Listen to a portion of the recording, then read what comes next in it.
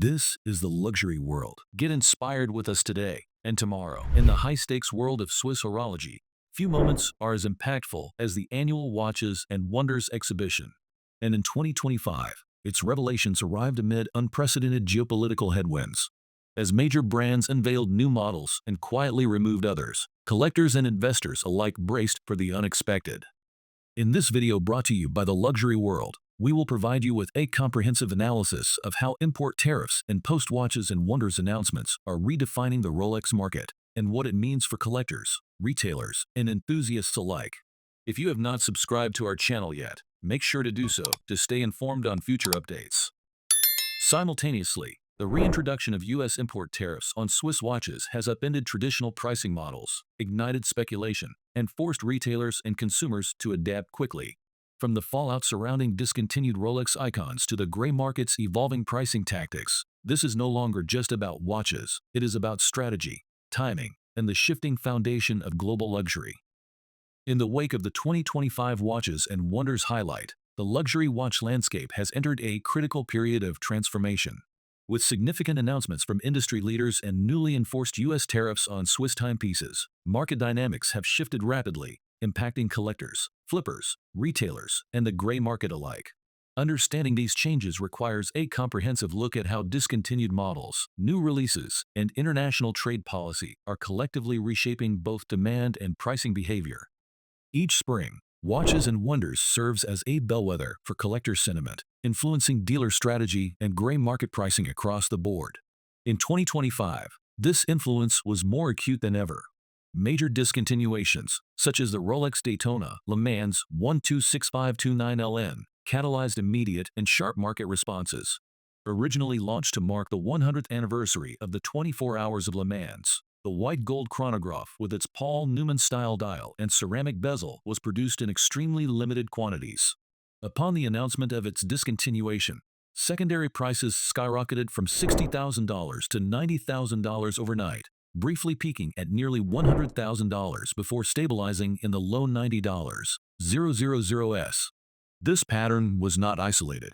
The discontinuation of the Rolex Master II in titanium, reference 226627, caused prices to rise from under $20,000 to nearly $27,000 almost instantly.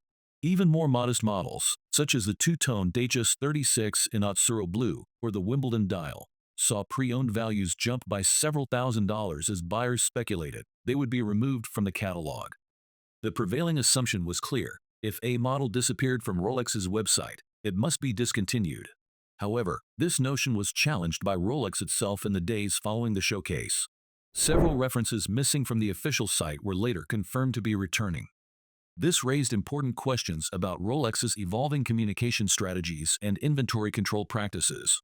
Was the brand selectively limiting access to models it intends to continue producing in smaller volumes, or were some removals simply the result of web catalog restructuring?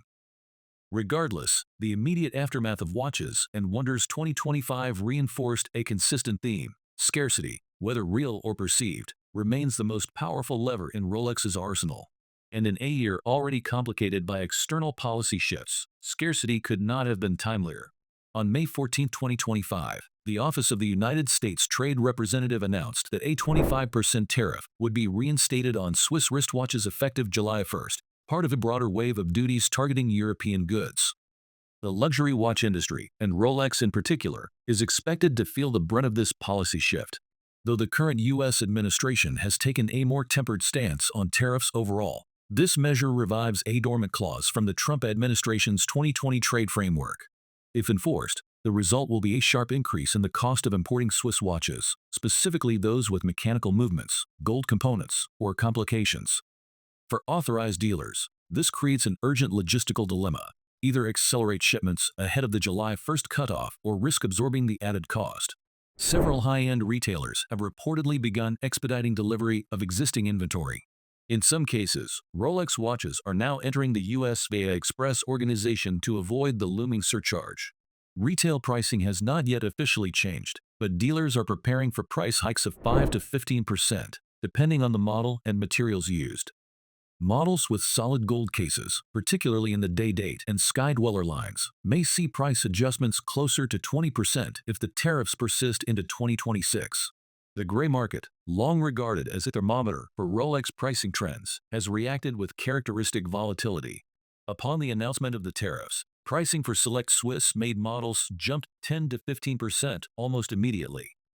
Dealers overseas began holding back inventory, anticipating that U.S. resellers would soon be willing to pay a premium. This speculative delay in supply has already had ripple effects. Models such as the Submariner 126610LN, previously trading at a small premium over retail, began approaching $13,500 from a base price just under $11,000. Similarly, the GMT Master II in stainless steel saw premiums increase by $1,000 to $2,000 on the secondary market, particularly for Pepsi and Batman variants. There is also concern about price inflation on models with no waitlist at retail. Watches such as the 36mm Datejust and certain Oyster Perpetuals, which had recently been available in store without purchase history, may begin disappearing again. Dealers, anticipating a tighter supply chain and rising costs, could revert to bundling strategies or artificially reduced availability. Within this context, Rolex has hinted at structural shifts in its global sales strategy. Multiple market analysts suggest that the brand is gradually steering toward a boutique-only or partially direct-to-consumer model in key regions, including the United States. The reduction in references shown on the Rolex website, alongside tighter control over allocations to third-party ADs, points to a centralized inventory model where visibility and fulfillment are internally managed. This transition would mirror similar strategies undertaken by brands like Patek Philippe and Audemars Piguet, which have increasingly prioritized brand-owned boutiques and closed networks. For Rolex, such a model could allow for more effective enforcement of pricing consistency, improved customer tracking, and greater insulation from gray market undercutting.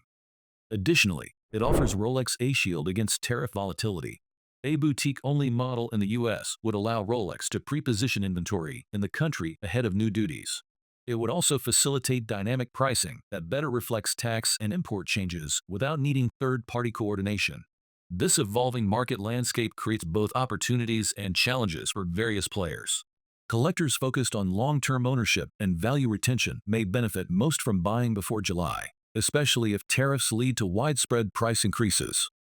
However, speculative buyers hoping for short-term flips may find a less favorable climate.